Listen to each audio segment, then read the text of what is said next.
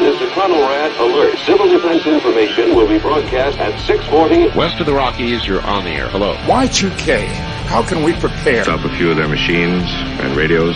Throw them into darkness for a few hours. We are fighting for our lives. My family must survive. Food for 5 years. 1,000 gallons of gas. Air filtration, water filtration.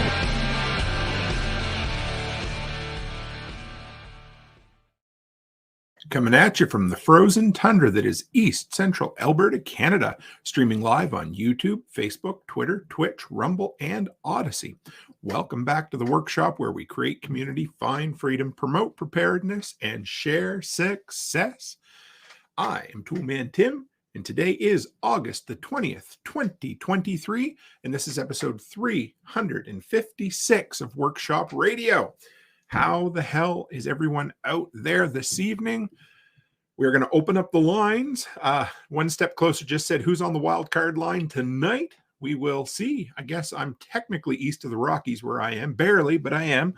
So the phone lines are open. I shared and pinned the invite link this evening. If anybody wants to come on and chat, I've got tons of content prepared for everyone.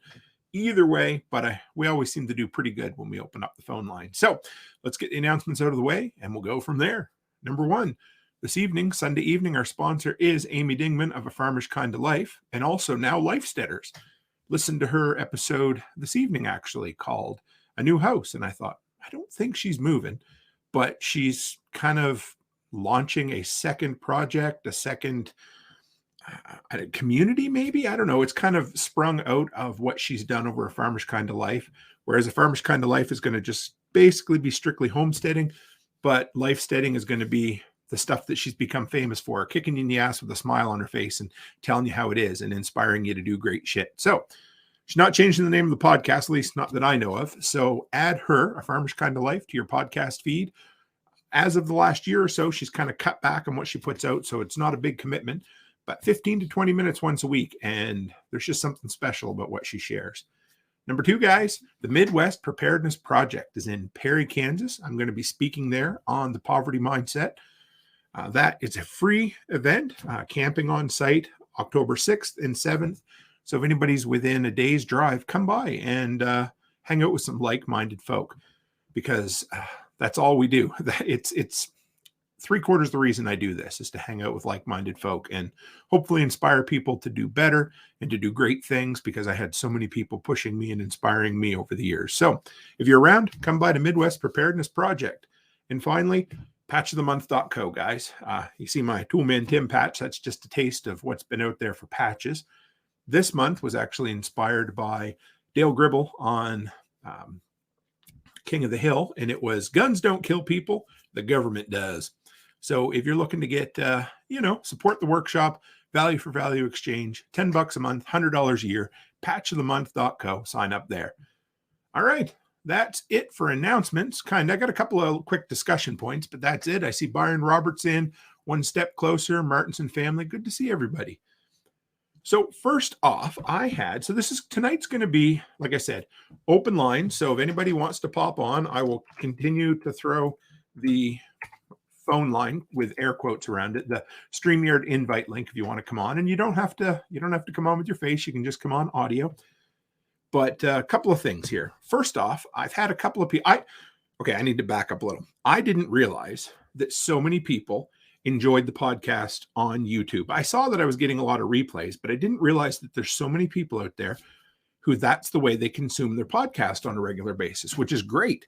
And I had somebody message me the other day and they're like, Tim, they said, I don't mind ads on the replays, but here's the deal. And of course, YouTube's a bit of a pain when it comes to live stream replays, because number one, you have to keep YouTube open. You can't close the app. You have to keep your phone on. And the skippable ads apparently are a real pain for people who want to listen to the podcast in live stream form, but on YouTube. So I've been trying to figure out how to make this work so that it can be monetized. Here's the deal. I don't make a whole lot of money from even the live stream replays, but I do make a little bit. And so I'm going to try going forward to try these overlay ads. So if anybody's watching the show this evening on a desktop, if you happen to see any banners come up and just ones that you can hit the X and close if you want. Let me know, just so I know. And if anybody's listening to this on the replay, let me know if it worked for you, because I turned off skippable ads. Anyway, I'm not going to go into the whole thing. It's just a real pain in the ass to get it all figured out. And I've been working hard to do it for you. But so I'm pretty sure the solution is these floatable display ads. So they are there. So let me know if you see them. That's it. Cool. So I had a section. I wanted to open up with another Stranger Than Fiction section, because I ran across a news story tonight. Again, I seem to be running into these all the time. And maybe some of you have heard about it, but I did not. Apparently, there's quite a traffic jam at the Panama Canal. Did anyone else out there hear about that? And of course, my mind went back to, I believe it was last year when the Suez got backed up. It's pretty bad when any canal gets backed up, if you know what I mean. But of course, the Suez was all about, you had a boat that was literally jammed in there, and it was getting worse and worse and worse by the day. So I thought, that's where my mind went. I thought, here we go, more shortages. And of course, the media is pushing the story. Hi, Michael Libby. Good to have you. The media is pushing the story. Of course, it's going to be shortages, and we all know where their blame goes every single time. So for those who haven't heard it, I was pretty interested to find out, but there is a, not a graveyard, but a parking lot of boats there right now. They're backed up about 200, which is way more than normal. They're getting somewhat, Backwoods says, I'm not shocked. I'm sure it was on someone's apocalypse bingo card. And it kind of is, but I want to break down the facts real quick, just so we have an idea, in case you hear a whole bunch of other stuff from media sources. You're like, oh yeah, here we go. So what have they done? Well, it's intentional, because I learned something today, and some people will probably laugh at me for this. I assumed that the Panama Canal was filled with salt water because it joins two saltwater bodies, right? I know. You assume, you know what they say, if you assume, it makes an ass out of you and me. Now, that probably shows my ignorance. Turns out it's not. Turns out it's gravity fed from a lake and a bunch of holding tanks or, reservoirs up on a mountain, and it's gravity fed.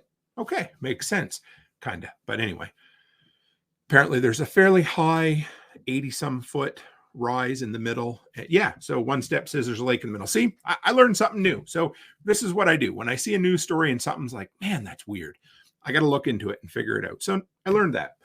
And of course, Panama, like everywhere this year, has been having below seasonable rain levels. So they're dry.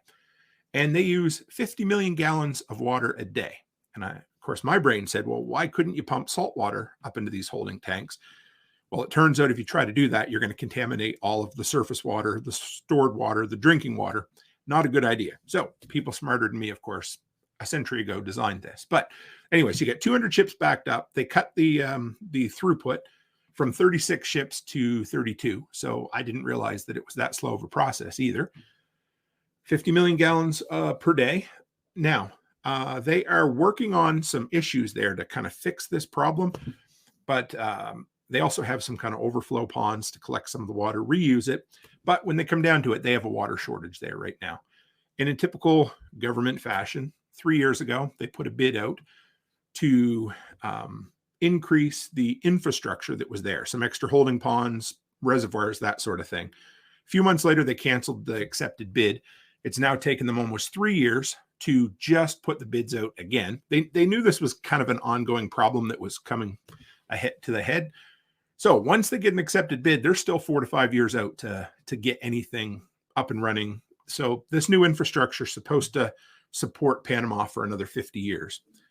So you'd think they would have, again, back to the old South Africa mindset from the show here a couple of weeks ago, right? Now, of course, One Step says, doesn't a Chinese company run the canal now? All I can tell you is that the people that were taking the bids was a Panama-based company. Whether there's, I can't tell you one way or the other beyond that. That's as far as my research went tonight. But of course, this is going to be pushed as, it's going to interrupt supply chains and all of that. And, it's going to have a moderate effect, but it's not going to be like the Suez Canal. So, hopefully not everybody gets their panties in a knot. You're going to say, well, why is that? Well, for number one, the Suez Canal puts 4 times the amount of traffic through it per day that the Panama Canal goes through. So number one, you're only dealing with 25% of the traffic going through there. Okay. Number two, we're not dealing with a blockage like we were with the Suez Canal, an infinite blockage. Like you don't know how long, indefinite, right? You just don't know when it could or may be cleared. At this point, they've only reduced capacity about 10%. So 4 less boats can go through there per day. And they have a backlog because people were heading there ahead of time, expecting to be able to get through. So as companies switch routes and that sort of thing, it should settle its way down a little bit. But this is not going to be the Suez Canal. I mean, unless the entire thing dries up, and then you're going to lose 25% of what you lost with the Suez Canal. So always something to be aware of. It's great to hear these stories. When I see them go live, I like to dig into them and share them with you guys a bit. But it was interesting enough that I thought it was warranted to be shared. So, and Backwoods Butcher says they'll indict Trump for it soon. It's fine. Yeah, well, I think he's been indicted on just about everything else. So I was watching Leto's Law earlier today, and they were talking about a car dealership in North Carolina.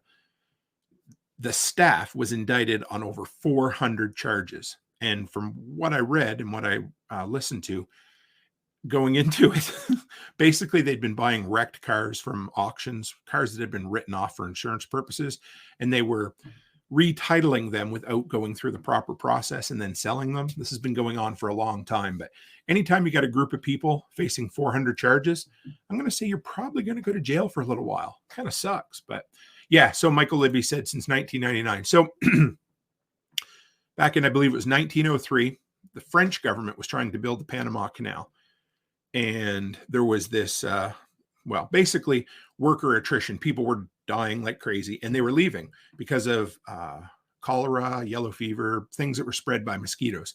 And they didn't really understand that a little mosquito could, kill a grown-ass man.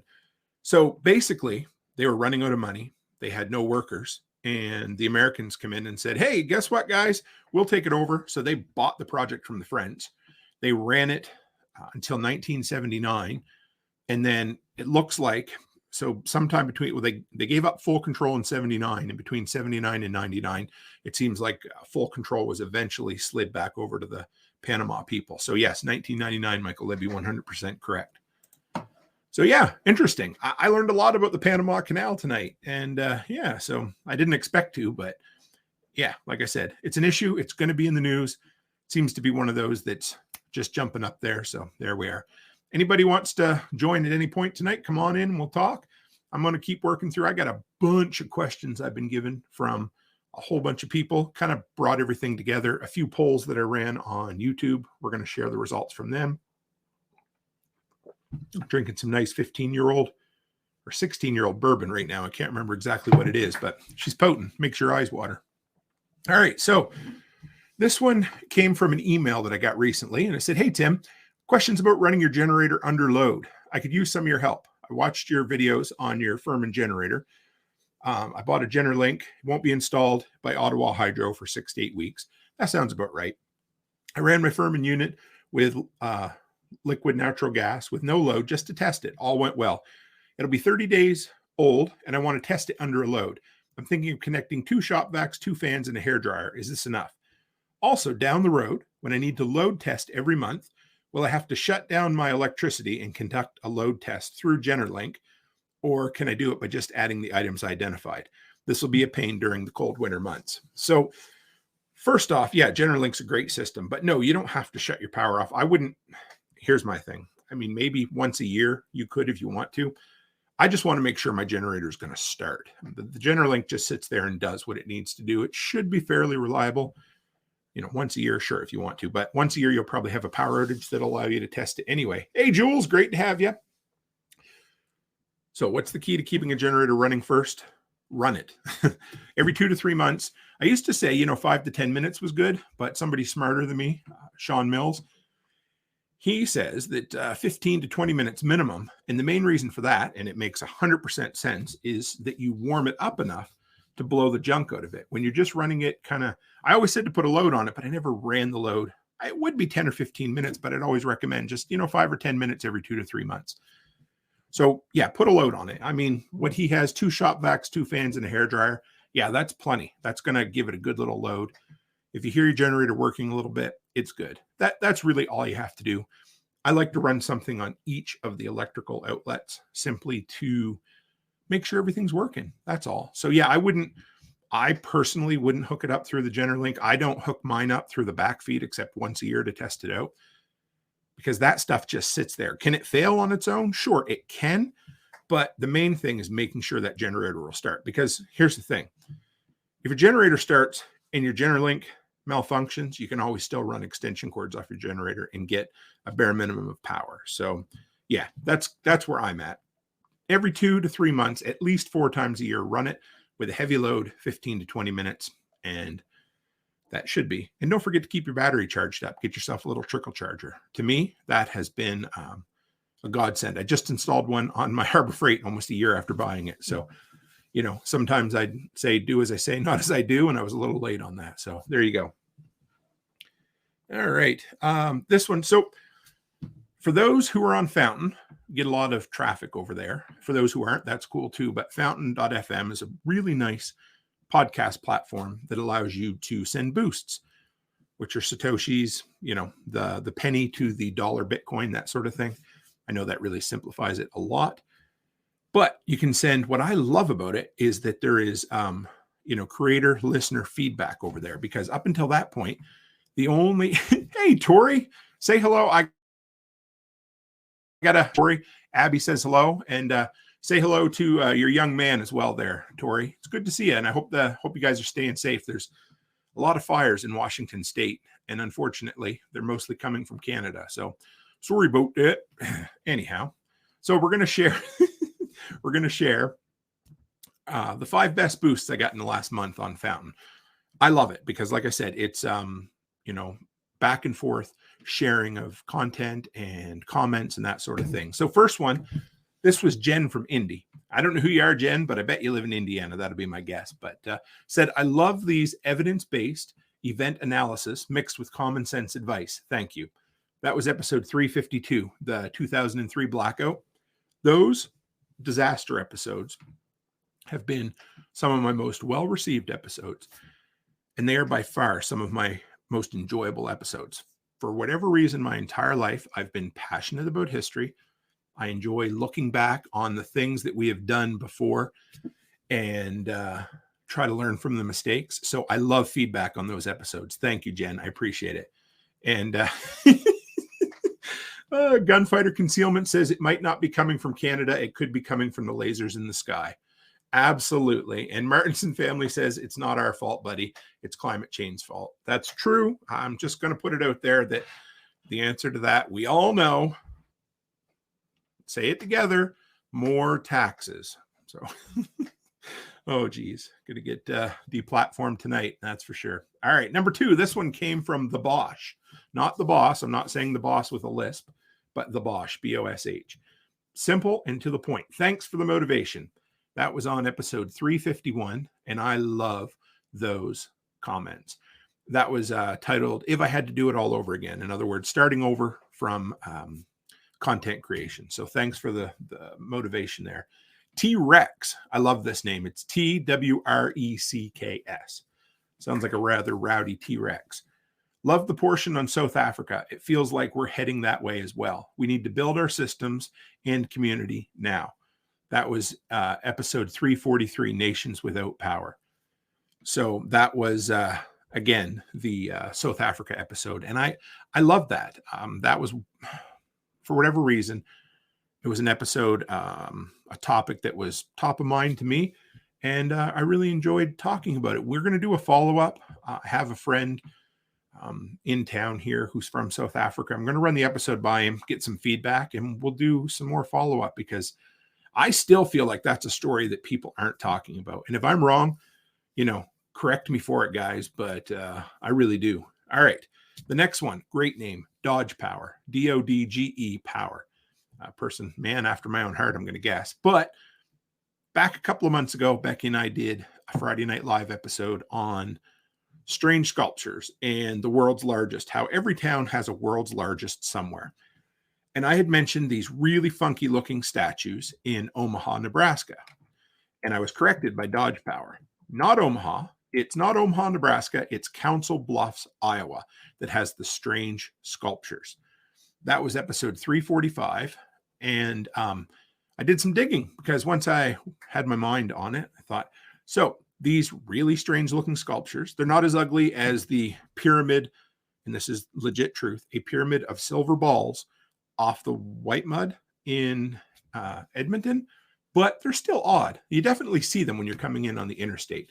They're called Paley's Odyssey. They're a modern art project talking about the man having a good night tonight. The relationship between land, air, sky, and light, made by an Arthur Paley from Rochester, New York.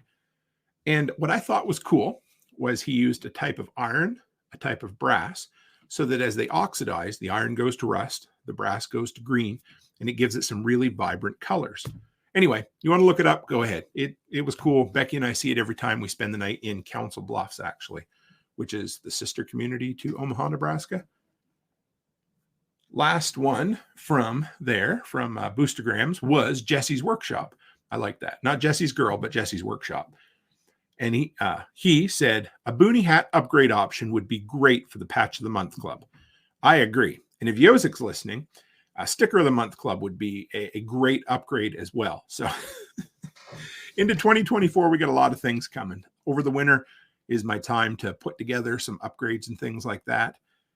I'm going to be home from November 1st through most of the winter. So look forward to a lot of really kind of neat happenings in the Patch of the Month Club starting January for sure. So stickers, One Step Closer says stickers. Yes, we're working on it. We got to figure out the logistics. I mean, I can do it. It's an excuse. I have a bunch of different things that I'm getting ready to do. I just haven't made the time. You know how they say, I haven't had the time? No. Truth be told is I haven't made the time to do it yet. So I've been running.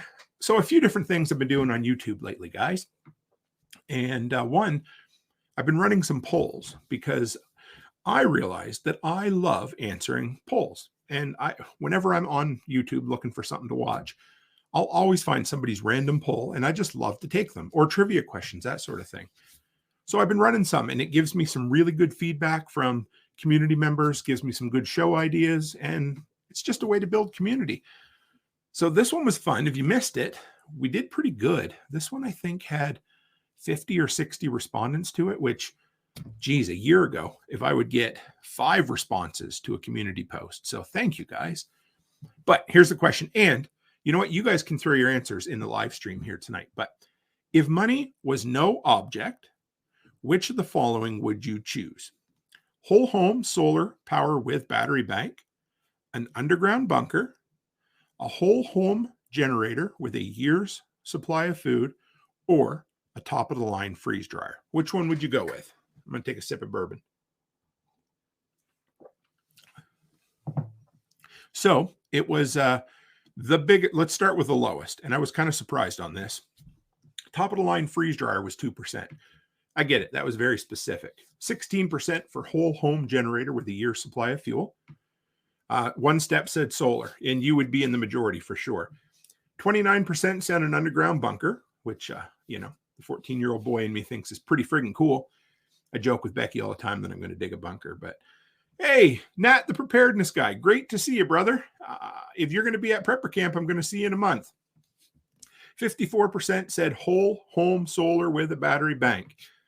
And if you guys remember Jeff, I had on here couple of months ago now, fellow Canadian, also a into emergency preparedness, smart dude. He had an awesome comment on there, and his handle on just about everywhere is Inside My Canoe Head, which is a kind of a Canadian. Anyway, it's a very obscure Canadian reference. This is what he said. He said, the solar system is the foundation upon which I would be able to support all other homestead operations. Energy is the principal pillar in all systems. Energy can support a well, water distribution to crops, long-term food storage. It doesn't require a freeze dryer, the quintessential element of life.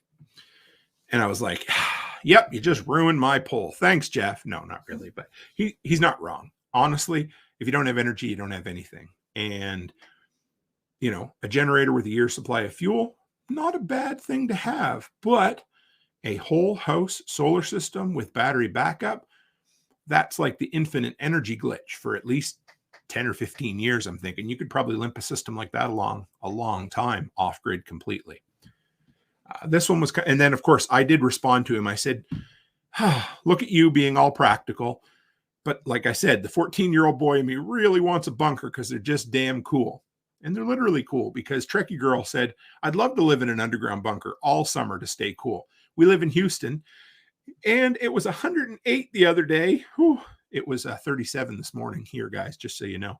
Said I'd save money not running the AC 24/7 to put in the full solar system quickly enough. Good point. Kind of reminds me of those...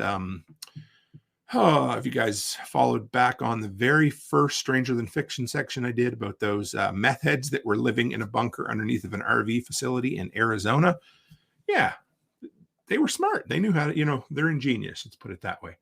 Redbeard 685. This one was cool. Said, honestly, above all of the above, I would like. However, I would rather have the solar with batteries and the generators with fuel. Every data center for the multiple industries I've supported over the years have had multiple ways of creating power, but the main fallback was always generator with batteries, just holding the power up during the transition between sources. A lot of preparedness-minded people need to look into the Uptime Institute. So I mention this because I'm probably going to follow up with a segment on them down the road. I've got them in one of my tabs now because I hadn't heard of them before, to see the standard they have in place. It'll put a lot of things into perspective of what industry and government facilities have in ways of staying up without the grid. It's fascinating and why some industries harp on their N+ rating. I didn't Google N+, but I assume that's to do with uptime. I thought that was pretty cool. Jules says, fuel is going to run out eventually, so you definitely need solar backup. An underground bunker would be awesome. Yeah, it would. I would love an underground bunker. When my brother-in-law was looking at purchasing the house, kitty-cornered us in the back alley, I joked that we would each build a little bunker under our garages, and we'd build an underground tunnel underneath the alleyway, but somebody else bought the house. So 105 heat for the past month is ridiculous. I bet it is, Jules. We've barely hit that. We hit it 2 days ago, and now last night I woke up, had the window open about 6 a.m, felt pretty chilly. I checked the phone, and it was 3 degrees Celsius, which was 37 Fahrenheit this morning. It got hot during the day, but good to see you, Jake from Ravenwood. All right, so the next poll I ran, and I like this one a lot. One Step Closer says, can I get a secret entrance to the bunker like Batman had? Only if you have a waterfall or a cliff that you can drive straight into. But yeah, why not? Have you ever read Atlas Shrugged? And they had I assume it was some sort of video projector that kind of projected up into the sky so they couldn't see it, but that would work pretty good too. Hey, Mitch, good to have you. So next one I did, question to the community was, are all your cordless tools one brand? Answers were yes, no, I have a main brand with a couple of others, no, I have a mix of brands, or all of my tools have cords.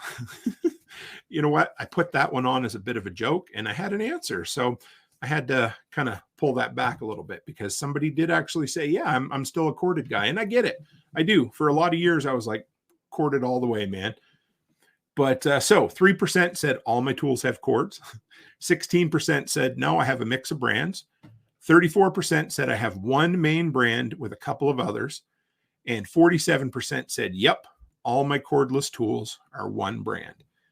And the numbers broke down like this. 2 people had Ridgid, 6 people had Milwaukee, and 12 people had DeWalt. Now, I got to say, the results are probably a little bit skewed because a significant portion of the people who would have found my community would have been there because of my DeWalt review videos. So that doesn't mean that it's a reflection of the community in general. It just means it's a reflection of good taste and awesome choice in tool. No, I'm just kidding. People who have found my videos. But the reason I wanted to share this was because over time, anytime I get asked a cordless tool question, whether it's on here or for the Expert Council and the Survival Podcast, I always say, yeah, I'm a DeWalt guy, but what I am more than anything else is a fan of a single battery ecosystem because I love standardization, whether it's with a caliber, whether you got you get your 308, a 9 mil, 12 gauge, and a 22 or, 5.56, whatever you're into, right? It's more important to standardize than it is to debate over the merits of one caliper over the other. Same with batteries. To me, it's way more important to be standardized on a single platform than it is to say, Yeah, I know DeWalt's better than Milwaukee. I mean, even if it is, right? We're not going to say it that DeWalt's better than Milwaukee. I know this, But anyway, so Stonehand 66 said DeWalt, other brands of corded tools, but everything cordless is DeWalt. Easier for battery management. I have a row of chargers and always have a good supply of fully charged batteries. Dirt Poor Homestead said Milwaukee, because that happens to be what I started with. Bam Ranch, Milwaukee, no loyalty, just invest it in batteries. Prep to Adventure, Milwaukee, and a couple of Ryobi with battery adapters. So I got a ton of responses from other people who say the reason they're with the brand of tool they're with now is because that's the one they picked at the beginning. 100% the case for me as well. 3-4 years ago now at Christmas time, my wife got me a really nice set. It was an impact driver and a drill combo of DeWalt. And once you're on a battery ecosystem, boy, it's hard to switch because you're already into it. It's like the guys that learn that pick up smoking in high school, and they go in and somebody says, well, what kind do you want? I don't know, Marlboro. And then you smoke Marlboro and you're stuck to them to the end of your life, right? It's just, that's the way these battery packs work. So once you get in on one, you can branch out into other tools. And that's like Prep to Adventure, Milwaukee with some Ryobi adapters. Those are great. I've discovered those. I need to pick up a few more because I would love to have some. Some of the new Milwaukee gear is awesome. Ravenwood Acres says, I guess I'm the outcast. I have Porter Cable and DeWalt, working toward 100% DeWalt for my cordless stuff. Yeah, and like I said, I joke, but when it comes down to it, as preppers, standardization is great. We even used to do it with our mason jars. When we canned a lot, I standardized on the standard. Oh boy, too many standards. On the standard size mason jar, just simply because I liked dealing with those. A lot of people like to go back and forth. Some people love the wide mouth, jerry cans or gasoline cans. Up here we have Scepter and Wedco, and I have standardized on Scepter because I think they're the superior product. And what I like about it is if I pop a hole in one, I can save the nozzle, the vent cap, the lid, all of that for the other one. Or if I want to buy replacement rubbers for the seals, I buy one type. I don't have to worry. Are they going to fit? Are they going to be interchangeable? One Step says Hercules with some Bauer tools for the less used stuff. Yeah. And Harbor Freight makes great gear. I think it was Clark the other day in the Telegram group was asking what I thought of the Harbor Freight. I got Bauer. I started making a list of the Bauer stuff I have, and it's more than I actually thought. Probably more than I should admit, but I enjoy their stuff. So if anybody out there does want to get on live tonight, you can. If not, we're good with that too. I'll throw the link up one more time in the chat box there if you end up wanting to come on for a few minutes to chat. All right, so cool thing. Before I went live, I had 9,333 subscribers, which means I'm 1/3 the way between 9,000 and 10,000. It took me 15 days to get 333 subscribers, which is pretty exciting. Double that and you get 666 in a month. That's kind of weird. But anyway, so at that pace, 30 days until we hit 10,000. So, which is cool. I put up a post. We're going to do a massive trivia night giveaway for the last Friday before I head south. Now, the weird thing is we may not actually quite hit 10,000 before I do. But Tori, yeah, you can talk about absolutely anything. Yeah, that's the beauty of open lines. You can talk about anything you want. You come on and share and we'll, we can bring up anything you want.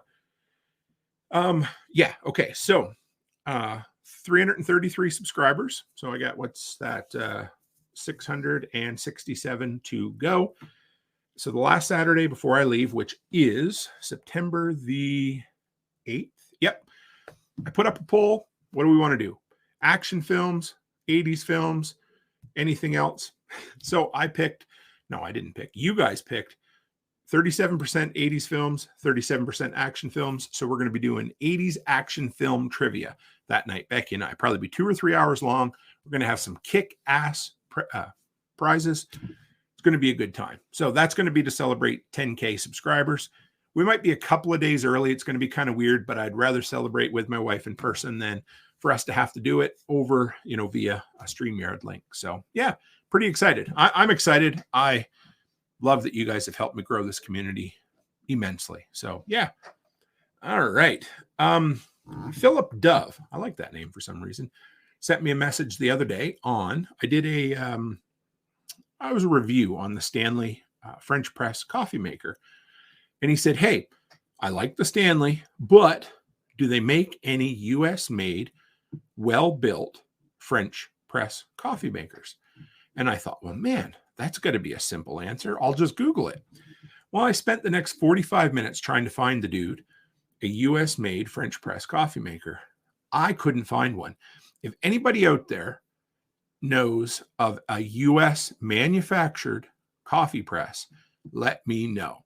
There are tons of American companies that sell French press coffee makers, a couple that are even advertised as, I think one was called like the U.S. Press or something like that. And if you go to their website, it says, hey, what makes this a press, a U.S. press? And the guy's like, well, I'm from U.S. It was invented in the U.S. But when you dig and dig and dig, it's made in China. So apparently the best ones are made in Japan, from what I read. You would think they'd be made in France. But anyhow, I could not find an American-made French press. So if anybody knows of one, share one. And what does Brian say about that? Yeah, exactly, because I know he loves his French presses. Haven't talked to him about that yet. But all right, next one that we had this week. So Rosie 5, it's kind of funny. When you start making content, people notice things in videos that you don't think you're necessarily going to notice. And this lady said, hey, Tim, I see you got a neck knife on when you do your videos. Is that a pen on your neck knife? And turns out it's not, but I had to compliment her on having such a good eye. But this is the Streamlight Stylus Pro, USB rechargeable flash. Oh, man, that was brighter than I meant it to be. I wear this on my neck knife right next to it all the time because I hate shit in my pockets and I lose shit in my pockets. And this was 100% from Chris Dixon. This come back many, many moons ago. I was bitching about straws at a restaurant. And he said, well, just go get yourself one of those collapsible stainless steel straws. I said, yeah, but then I'd have to carry it in my pocket. And he goes, just clip it on your neck knife. Well, it turns out I didn't like stainless steel straws, but it did give me the idea to start carrying a flashlight on here. And I use it way more than I ever thought I would. So yeah, there you go, Rosie. Thanks for noticing that. I thought that was pretty astute of you. Alexander Bruns, 8709. I love YouTube names. Great review. Love how you go into details. What's the reason for the large amount of negative reviews on the DeWalt electric mowers? Basically, the DeWalt products are the only ones having 2 or 3 out of 5 stars when looking at them on DeWalt or the Home Depot. That's really throwing me off compared to others. Seems to be a bit of a hit or a miss situation. And if you've watched, I actually have a 2-year later review on that exact mower in the queue waiting to come live while I'm away. I love the DeWalt cordless mower. It's not a solution for everybody. If you have more than a half-acre lawn, if you live on a homestead, if you like to let your lawn grow knee-high to an elephant, a cordless mower isn't for you. But what are the bad reviews? From what I've read, the first bunch are people who overestimated what a cordless lawnmower is going to do. And that's legit. If they're disappointed, they should definitely give it a bad review. But the other problem was, especially early on when these mowers came out, DeWalt had a horrible issue with quality control on their mowers. Horrible, just awful. So what ended up happening was it looked like about 10% of the mowers wouldn't work out of the box, or within 10 to 15 minutes of running them, the engine would quit. And not just like, okay, I'll restart it. No, like dead. I had a couple of weed whippers do that on me. So that's what really hurt them. It seems like they fixed the problem, whatever it was, but that looks really shitty on a company when brand new stuff out of the box just dies like that. Horrible, awful. So anyway, I love the product. 3 summers, 2 years on 2 mowers with 4 batteries, and I've loved them. I mean, it hasn't got the workout this year that it got other years, but it's always been good to us. All right. Next, this one came from True Knob. What a name. So if you Red Johnson, hey, I don't know who you are, but thank you. Said Red Johnson, because of you, Tim, I have a full yard setup of DeWalt equipment now. All works great. Thanks, Brother Red. That makes my day. So I'm going to talk about that a little bit more further down in my notes tonight, because there's been a big argument over on TikTok the last couple of days. I've basically stayed out of it, but my DeWalt mower video over there has, I wouldn't say blown up, but it's at like 20,000 views. So it's enough that people are starting to interact on it. And lately, my videos have just been causing arguments everywhere. It's kind of fun to watch, but you get two people you'll get comment after comment. And I'm like, to be fair, don't you have anything else you could do? But hey, here you go. Red Johnson said, pole saw and pole hedge trimmer are a game changer. Yes, they are. I have notes done up to do a 3-year later hedge trimmer review video. And I'll be honest, when I bought that, I liked it, but I didn't think it would last. It has that articulating head. If they did away with that altogether, it'd be perfect, because the place where it has positive indents and stops, really chintzy. But I just used it yesterday to trim, had it fully extended with all 3 pieces, trimming a tree at the daycare, and it's still holding up great. I was just saying to Becky yesterday morning that I think it finally needs to be sharpened. And I have used that a lot. And it's just great. There's no winterizing. There's no cussing under my breath or cussing out loud. But yeah, I love it. So thanks, Red. It's great to have you over on Facebook. We have been, I got to say, the Facebook stream has been blowing up lately. We had the last 3 or 4 episodes did 100 to 200 views during the live stream. We had a couple of shows where we hit 48 to 50 live viewers. I think it was 49 might have been the highest, but it was a new record. So love you guys. I appreciate it. And yeah, I also hope that the people that listen to the recording of this like hearing this interaction as well. It's not going away, but it's good to hear. I like getting a little feedback on it. So thanks, Red, for stopping in. And actually, Red Johnson, I was thinking that if you flip it around, Johnson Red is a type of not hedge trimmer, a type of chainsaw. So I always like that brand. I think Husqvarna owns it now. One Step Closer said fewer gas engines is to maintain is a great strategy. And Byron Roberts, hey Byron, over on Facebook says, my son has the cheapest Harbor Freight line of battery pole trimmers. It surprised me how good it works. So I bought last time I was in the States, because I know you guys are going to find it hard to believe that I went to Harbor Freight again, of course. But they had this little tiny hedge trimmer. It's like a mini hedge trimmer. And it has, for those who can't see because you're on audio only, it looks like 4 fingers coming out and the blades go back and forth. That thing is awesome for pruning and trimming. It made such quick work of cutting down the comfrey out in the box. Anyway, I love those little things. And Backwoods Butcher said, I got my new favorite comment the other day. A woman commented, why? Just why on a TikTok.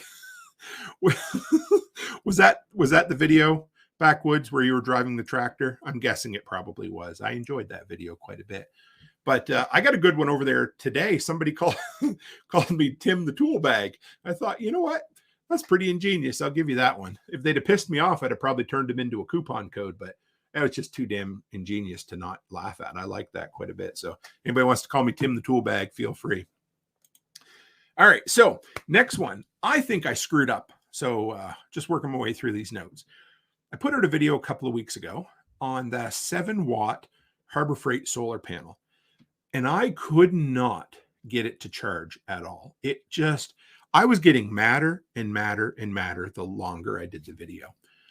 And I thought, this thing's fucked up. It must be broken. It's not working. It's just a piece of shit right out of the box. So I give it a pretty bad review. And I kept trying to charge it. But I made a mistake.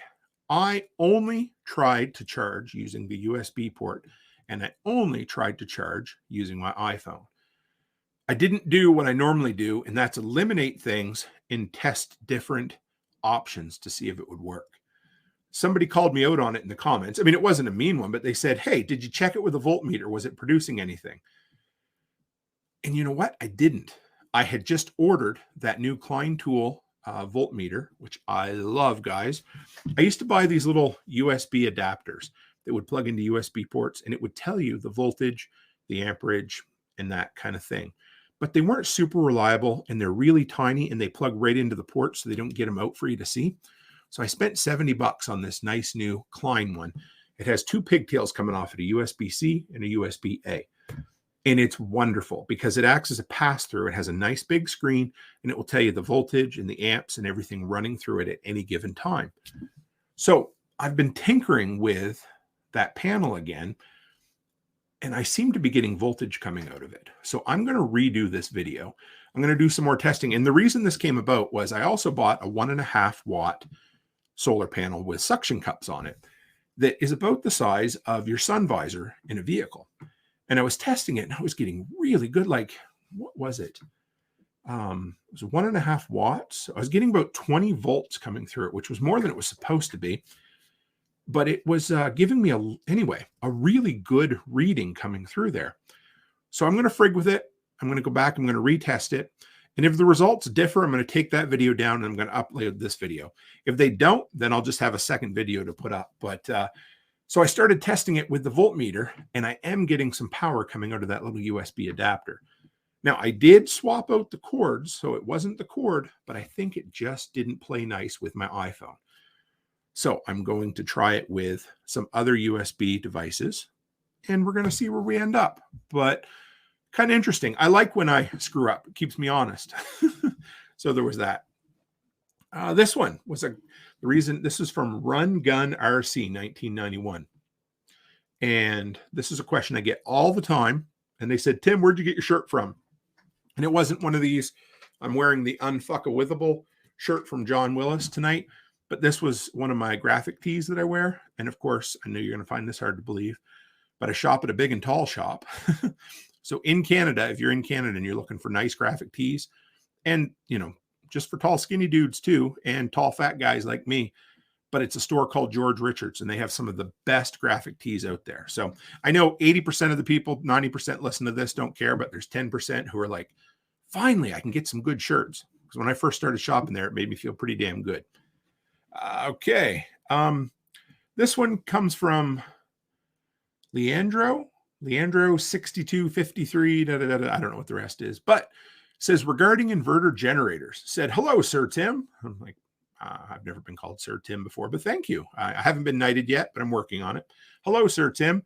Thank you so much for this info. But I was wondering about the maintenance of both generators. Is it the same, or is it cheaper or more expensive? And I thought, that should, I kind of figured I knew the answer to that. And turns out I was correct, but I had to dig a little just to make sure I knew. So inverter generators, I've got a couple of videos on the differences between inverter and conventional generators. And as far as the maintenance goes, for the most part, they're identical. There are a few studies I found that basically said inverter generators are less maintenance because they last longer because they don't run as hard. But it wasn't really for sure. But when it comes down to it, you heard me recommend already tonight, but the deal is run your generator every 2 to 3 months for 15 to 20 minutes with a load on it. If you do that, that's all you need to do. Once a year, you're going to change the oil, whether it needs it or not, or every 100 hours if you're running it a lot. You're going to inspect the air filter. You're going to inspect and probably replace the spark plug because that's the cheapest insurance you can get. So it's that air filter, change the oil, spark plug, run it every 3 months. You're going to add some seafoam or some fuel stabilizer. That's all you're going to do. And that's the same no matter what type of generator you have, whether it's a whole home, whether it's an open frame, or whether it's an inverter generator. Now, beyond that, sure, you can do a little extra work with it. But yeah, no real difference.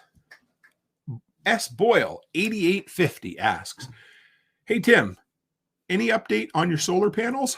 And I look back and I realized it's been almost 2 years since I bought those solar panels. I did 2 videos early on and never another update.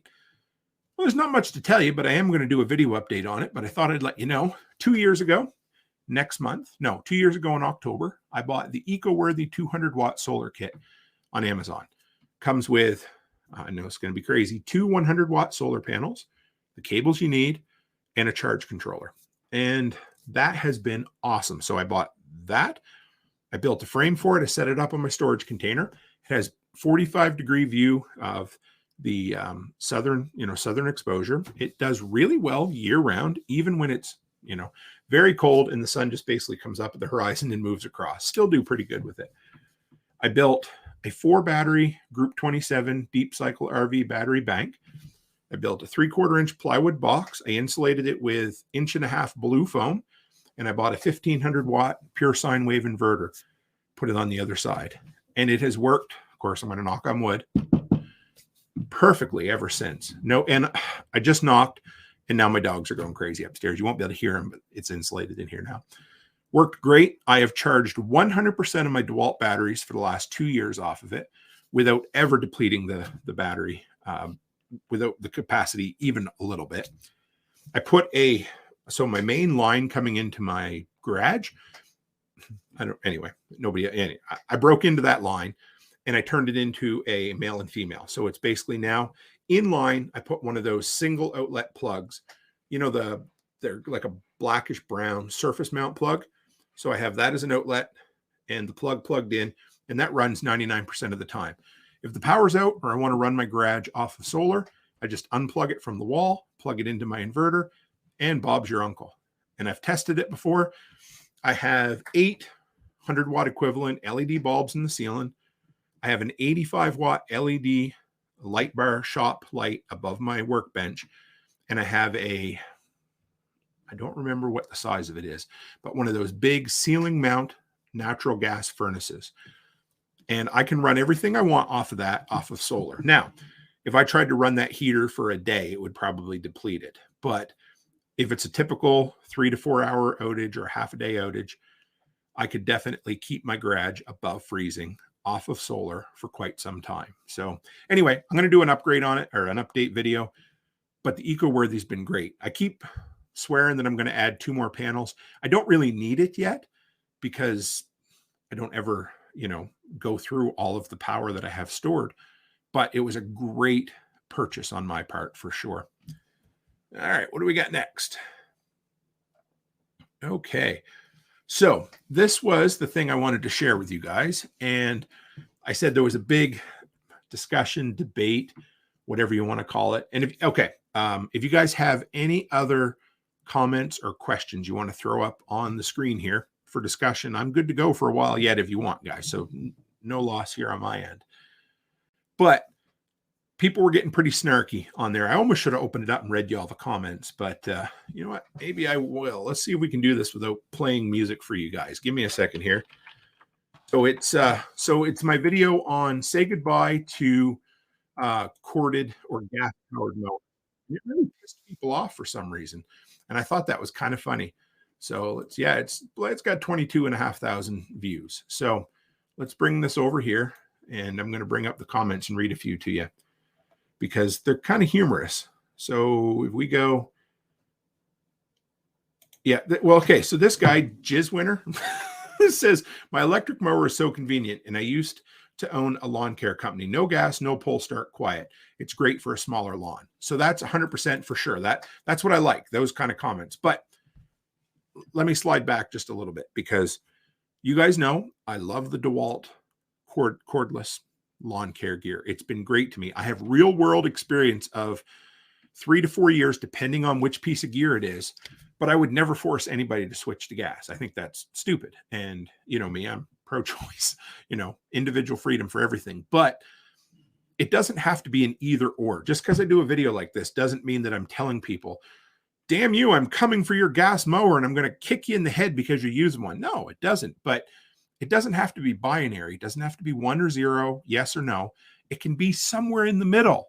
So anyway, what do we got here? So I respond. I said, I'm not 100% pro battery by any means, but I still have a lot of gas gear. But the DeWalt mower is $599, not $1,300.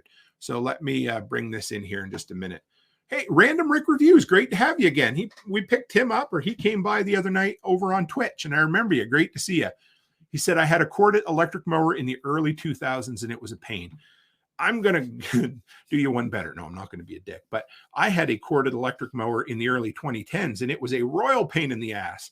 The thing was underpowered. It was too small, and I would consistently run over the extension cord. So, but battery is a whole nother game. So let's see if we can find a couple of these fun ones here.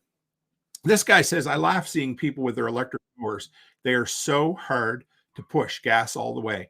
Hey, and we have a guy in the green room. We're going to bring him on in just a minute. So anyway, the cordless ones I have push like a dream. But I wanted to share with you, if I can find it here right quick. So this guy, okay, two things. This guy said, I've had my gas mower for 20 years. How many batteries would I have gone through? So I had to be a bit of a, you know what, and say, just trying to tell you, the average American mows 26 times a year. That's 6 months of the year. Now, some people mow more, some people mow less, but the average American mows 26 times a year, half an acre lawn. A DeWalt battery lasts 300 to 500 charges. So just going to say that on average, 12 to 19 years, that battery should last. Now, it may or may not, but yeah, you know how it is. So, and then this guy says, just pop in another $900 battery that will die in a year. No trade-off whatsoever. Well, they're not $900 and they won't die in a year. So anyway, that's enough of that. I just thought it was funny. I might have lost him. We have Nat. Oh, there he is. Hang on. Nat got in the background first, and then we got Tori on deck. So if you can hang in there, Tori, if you can hear me, you're all set. So Nat, the gentleman that I used to call Nate, absolutely not on purpose. I don't know if he can hear me. He looks like he is. Nope. He has crime scene tape right behind him. He's totally good. So, sir, you're going to have to turn your radio down in the background. You're on the air. Yes. This is Nat from east of the Rockies. How are you today, sir? And he's coming. It's okay. I'll just keep filling in. But yeah, so I'm going to do my best Art Bell impersonation, and we will. Yeah, he's okay. Take your time, brother. So yeah, as far as all good. Not yet. Oh, hang on. I think so. Yeah. Can you hear me? Oh yeah, right. It was me. I turned my speaker down. Well, I put on my headphones and they wouldn't work.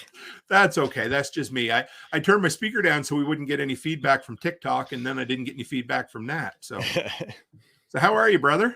Good, Tim. How are you? Not bad at all. What have you been up to? Oh, a bit.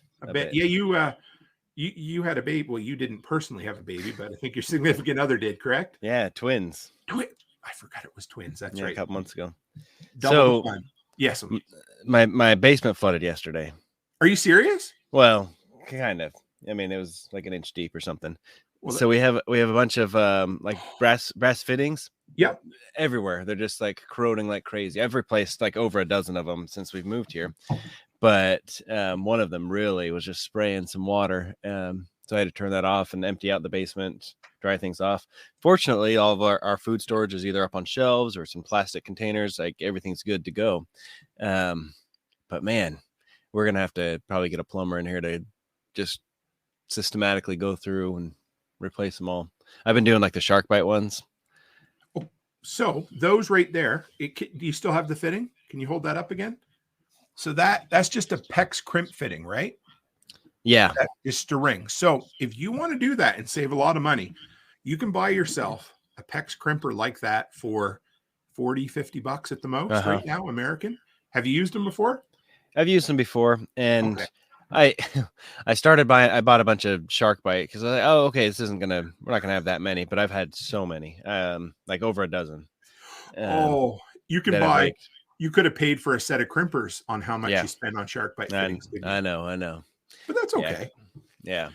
So what's causing it? They're just old and corroded. We don't have like a water softener or anything. We're on a well, but actually there was I found out from some neighbors that the builders here in our neighborhood, there was like a class action lawsuit against them. But we missed there was a window, and we weren't living here at the time. So whoever was living here didn't take advantage of getting all the repairs for free. So what was the class action lawsuit pertaining to? Do you know? To these fittings, because everyone was having them. Yeah. So they anyone who took part of that got all the fittings replaced. I believe it. Chris Dixon just said that's a PEX on brass, and they fail like mad. Time to think about starting over with some lines. Yeah, I had the exact same thing. My son said he rents from us next door, and he said, "Dad, I haven't had good water pressure. What's going on?" And I go in the basement, and there's an inch of water in the basement, and it smells like a pool in there. Just because, anyway, it had been the brass had broken was 3/4 broke, and the water was basically just pouring out on the floor. And that they don't like hard water or anything with any kind of minerals in it over Right. time. So I love PEX. I do. I'm a huge fan, but I think we're going to see a lot of failures over the next few years because I know. when was that house built? Oh, early 2000s probably. Okay, yeah. So we're getting on 20. That's hard to believe. That doesn't even sound right. That's 50 years, does it? No. Yeah, it's pretty lousy that our house was built the last 20 years and that's it.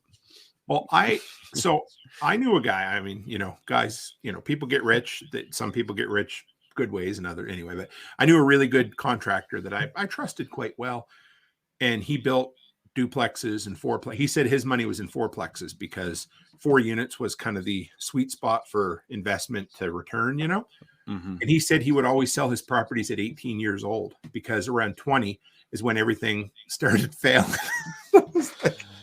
Oh man. So it's okay. But you did the right thing. You had your stuff in your basement, So nothing, you didn't lose a lot for damage. No. Yeah, I've got some just like a few items I'm going to throw out, but pretty much everything was good to go. That's good. And food storage. So you had it. Yeah.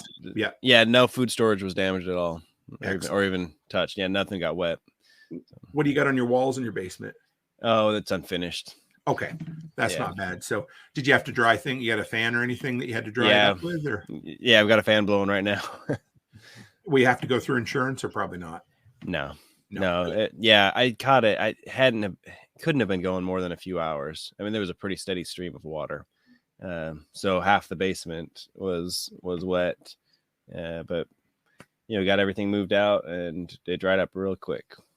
So even the walls, like the wall into the garage, it didn't go above the board, the 2x4 that's there. Kind of hit that. And that's where I've been, making sure it's dry the most.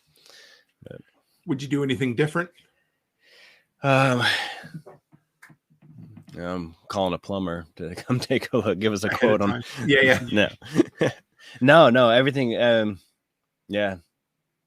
Maybe just be more proactive because I've noticed I've made so many replacements to those that I should have just taken care of them all at once. But in hindsight, at least they're exposed, so it won't be. You don't have to tear down like a drop ceiling or drywall to do. Yeah. Well, at least in the basement they're exposed. I've got a few holes throughout the house. Oh, fair enough. Okay. No, it's good. It's good. We luckily nothing ever has been too damaged. Well, I have you on. I was so I've been doing roundtable episodes lately a little bit. We did one with butchers, and we're going to do a content creation one coming up in the new year. I was thinking about doing an emergency management one, maybe with you and Jeff, and maybe I don't know who else I was thinking. Maybe was Jeff as well, the documentary filmmaker? I can't think of his name right now. George Siegel. George's going to shoot me and be like, Tim, you forgot my name. Yeah. Anyway, I was thinking that might be fun if you were up for it sometime. We can make it work. You bet. As long as you guys don't get into a fight or anything, No. So what are you gonna? I better. I've been limiting everybody to 10 minutes. I love having you on, and I appreciate. No, you're good. But what are you speaking on at Prepper Camp, or are you this year? I'm not speaking this year. Nope. I'm just going as a guest. Nice. I get to hang out, take some more classes. I'm looking forward to, especially the Mike Shelby's class on the area study. Yes. So if anybody knows Mike, I did reach out to him already. I'd like to get a sit-down interview with him for a half hour at the thing. So I hope to hear back, but I'm just going to leave it out there. He's top of the list for somebody I want to sit down and talk to this time. But yeah, for sure. I think he'd be a cool dude to pick his brain, eh? Yeah. So this weekend I get to go to Indiana and teach a preparedness class. It's at a workshop, like a woodworking school, but they do all sorts of things, different classes, and I get to go teach a preparedness class for the weekend. So is it a warm audience, a cold audience, or somewhere in between? I don't know. I don't know who's people had to sign up for it. Okay. So they're interested. Sign up for it. Fill me in on how it goes, brother. I'd like to hear, because That's fun. I did one at my local library earlier this year, and I did not know what to expect. Yeah, I mean, I have obviously taught a lot of things, but I've been planning this for months. Really looking forward to it. I'm really excited. We're gonna do we're gonna play with fire extinguishers. We'll pull out some of the different types of food storage and see what they look like and different methods, water purification, all that sort of thing. So it's like a home preparedness class. Yeah, man. Yeah, I like it. That'll be good. Yeah. People need to hear that stuff. They really do. Yeah. No, it's I'm trying to just like consolidate everything that I've taught and just like distill the most valuable, most important stuff. It's funny how we as we get older and we get you got to go along to figure it all out. You know what I mean? Like you got to, it's like the older you get, the more you learn, the more you can simplify it. But I don't know. It's just hard to get it all out, isn't it? Yeah. Yeah. I've had like a running checklist, writing all my thoughts down and then just. That's awesome. So plug your stuff. How can somebody find you, Nat, if they want to hear anything that you have to say? The Preparedness Guy, most everywhere. I'm here on YouTube. Instagram is where I'm most active. Twitter is where I'm least active, or whatever they call it now. But I'm there everywhere. So the Preparedness Guy, preparednessguy.com is my website. Perfect. Are you going to be at Prepper Camp for the whole weekend or just a day? I'll be there the whole weekend. Yeah. Okay. We should sit down and do a little interview or something. You and I. It'd be great.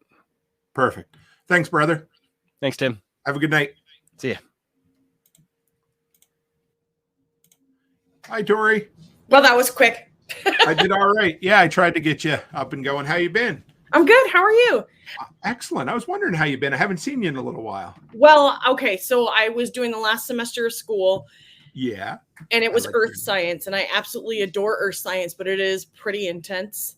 And it was really funny because I've taken a geology class and an astronomy class.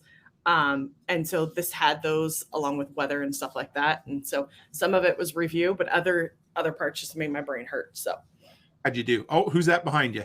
Ab. Hey, sweetie, how are you? Good. You look about 10 years older than last time I saw you. I'm 12 now. Whoa, my goodness. Well, I'm still 42, so you're doing all right. You. Where's Mr. Man? Is he around? He is. Monkey. You want to see Toolman Tim? Oh man, Tim wants to see you. So how'd you do on your course, Tori? Just coming up. So I sort of dicked around in it. So the course, it's an online course, and it has this part where you can put in potential grades and see what your overall grade would be. Okay. So I knew at some point in time that, what my grade was getting as we got closer and closer, and I didn't do my final project because I didn't need to, and I got a low B, and that was good. Whatever, that's fine. I just wanted to pass and get it done and over with. So hey, between you, me, there's nobody else listening, right? No, I didn't do my final paper for university. Don't feel bad.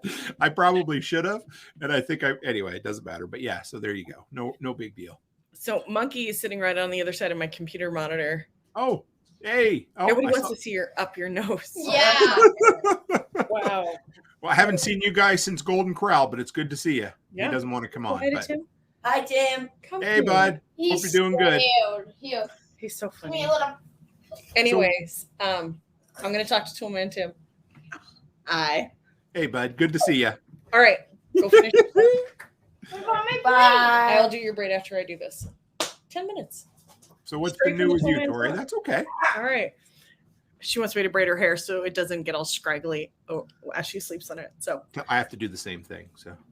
Oh yeah, you've got. Before you get started, I got this. I'm going to share this right quick because this is awesome. This came from Red Johnson again, and he said, "Hey, you, Tim, Spirko, and Willis. That's pretty elite company there. But Jack Spirko and John Willis and the rest of the gang have helped myself start my own yard maintenance business, Johnston's Yard Maintenance. That is a rock solid sounding name. I love it. As well as another follower of yours, Justin Hyder, starting his own handyman business. I've seen this one around JH Repairs and Woodwork. Thank you to you guys for constantly riding our listening asses to just get out there and do it in life. Hey, it's nothing to do with me. You did it. So thank you. I love it. I'm going to, while we're on here. You know what? I'm just going to pull my phone out and take a picture of that. There we go. And we got, yep, there we are. Thank you, Red, for sharing that. It's perfect time. So, there are literally people watching. You're okay. There's like 12 million people watching right now, so don't get nervous, buddy. No, I'm just kidding. This is Abby. What do you want to tell Tim? Oh, I'm dyeing my hair light blue. She's gonna dye her hair light blue. I did too, but nobody noticed because they didn't have any hair. So there you go. Just laughing at you. At least my kids don't call everyone boomers because they know better. That's true. Charlie knows if she wants to piss me off, she calls me a millennial. I grew up as a Gen Xer, but I'm right on the line. So my daughter, she knows, just gets right under my skin. She says, "Oh, Dad, you're just typical millennial." I'm like, "Yeah, I'll show you millennial." But I don't want to be called either because I am not. That's right. Exactly. All right. So the reason I called. Yes. So you're on the air. Go ahead. No, sorry. On the Telegram group, I was lamenting about these wildfires that I'm sandwiched in between. Yeah.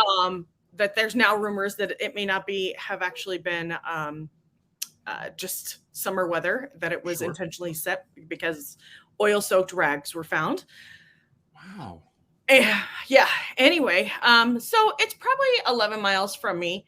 And I'm dealing with a couple of different issues. I've got an old dog who's sick.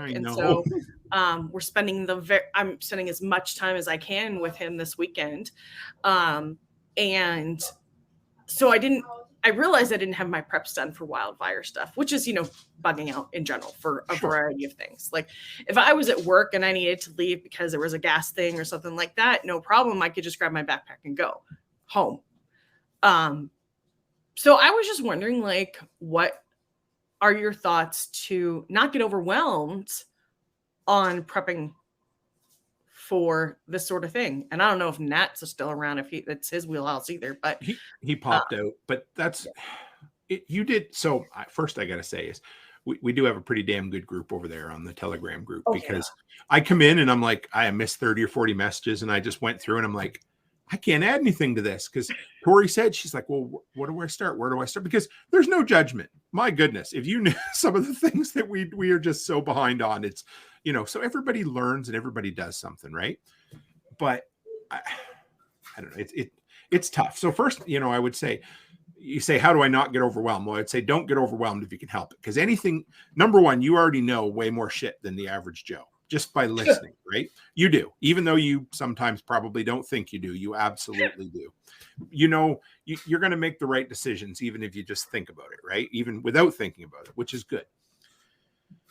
But for you got your animals figured out, right? You've got, so you have some way to carry your animals safely. Yeah. You've got your kids. You have at least one reliable vehicle, right? Yeah. You said you may have a second one if you needed it, but I've got 2 cars. It's just, I don't have 2 drivers. So. Right. But one for you guys, you and the kids and the animals, right? Yes. The next big thing that I would ask anybody is, what direction are the fires moving? Do you know? It was moving southeasterly, and now the winds have shifted because Hurricane Hillary's on its way. Or at least we're not going to get Hurricane Hillary, but we're going to get that front, right? Sure. So the winds have now shifted them. They're starting moving north again. Right. And this area is notorious for high winds in general. As soon as you started messaging, I brought up the map to look at your next 3 to 4 days of wind forecast. And that's what I saw is it was going this way and then it switched this way and then this way, and I was like, okay, well, because you'd mentioned typically you would bug out maybe a mile or 2 away. Was that what it was? You had family or something? So I've got my sister is a mile north of me. And my mom is a mile south of me. We all, hang out together. And I'm just like, I just don't think that's far enough. But we have property that's 50 miles away. Okay. In what direction? Northwest of here. Okay. And we probably could have found a route that, past the northern fire to get up there. Because once you got up there, you would be behind the fires at that point, wouldn't you? For the most part. Yeah. That's probably a good plan to think about. That's what when Becky and I did this exercise first, and we need to refresh on it again. We've done it every couple of years, but we looked at, for us, almost always the wind is blowing from the west, so it's going west to the east. And so for us, it's wildfires, or we have the big tank farm 30 minutes down the road of oil, right? Oh. So if something ever exploded, again, it's going to be coming west to east. So we joked, but we wouldn't go north because we'd end up with Santa Claus, right? So for us, it was going south. So because the faster south you can go, the faster you can get out of the way, right? And for you, as long as, I would think, and I'm not an expert, but we've talked about it a bunch. If you can get northwest and behind the fires, you're probably pretty good. Just as long as you're not taking an undue risk getting too close to a fire. Do you know what I mean? Right. Yeah. If the drive, and then where's everybody else headed? Are we going to hit traffic and stuff like that? Exactly. I was lamenting to my bestie because she lives about 3 hours away, and she's on the other side of the fire. And I was like, I can't believe I don't have a paper map. I know it. I didn't. So, don't feel bad, because last year coming home from SRF, when the Canadian internet company turned my phone off because they said I wasn't paying, because it was 15. Anyway, I've shared the story a bunch of times. They screwed everything up. And Chris just says southwest of you are crazy. Yeah, he's right. Because Chris is southwest of me. It was like, is Chris down there? He is. Yeah, he is. Okay. So I didn't have a paper map. So I was hooped. All I had was, I was lucky I was able to send a text, but I had no data. So I pulled over and I found a Wi-Fi connection at a McDonald's, and I was able to message Becky, and she got me hooked up. But that was stupid on my part. So we all do it, right? Yeah. But the cool thing is, you've already done these mental exercises, because you're telling me these things. You need reassurance that you're going to do the right, because it's tough when you have little kids and you're also a single parent, right? Yeah. So far, as far as I can tell. Okay, good. Whatever. Yeah. Nobody snuck into my house and claimed them. So. So you're doing good, right? You've got a plan. You've got options. You have a vehicle. How's your gas tank right now?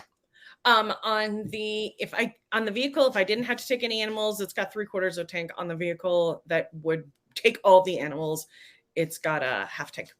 Yeah, so 3/4 ain't bad at all. If you top it up before you leave, if you can. How far over? You said 50 miles, right? So yeah. Another thing that I've looked into lately, if you plot your map on Google Maps, if you zoom in, you can look at the color of the road, and it will tell you how thick the traffic is. Right. So that helps a lot, because I've used that, usually not to get around traffic, but to at least be prepared to know that I'm going to swear while I sit there for a little while. So, and then, it's like, if it had been California, where I was born and raised, I know all the back roads, because as teenagers, we'd be all sure, absolutely, and driving inappropriately in the back roads because the cops aren't there, right? And here, I haven't done that. Next time you happen to go by a truck stop, if you're there, the kids need to use the bathroom, stop in, look and see if they have an Idaho, Washington back roads atlas. I got one for Alberta, and they're great because they show all the, I'd say logging roads. We don't have any logging roads in the prairies, but up north, but it shows every little goat trail that you could ever find. Cool. So in a worst case scenario, it could get you somewhere. It was like $20 and it was spiral bound, but. Oh, sweet. Okay. Yeah. And do you have a plan to go south if you ever had to? Do you have somewhere you could go if you had to? Well, if I had to, it'd be all the way to California.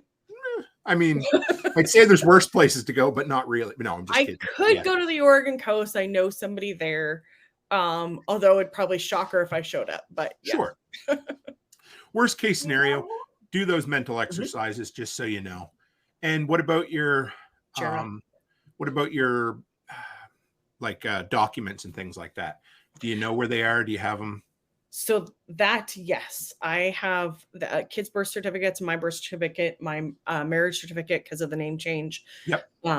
And all my divorce papers are right there on the counter because I usually take them with me to work.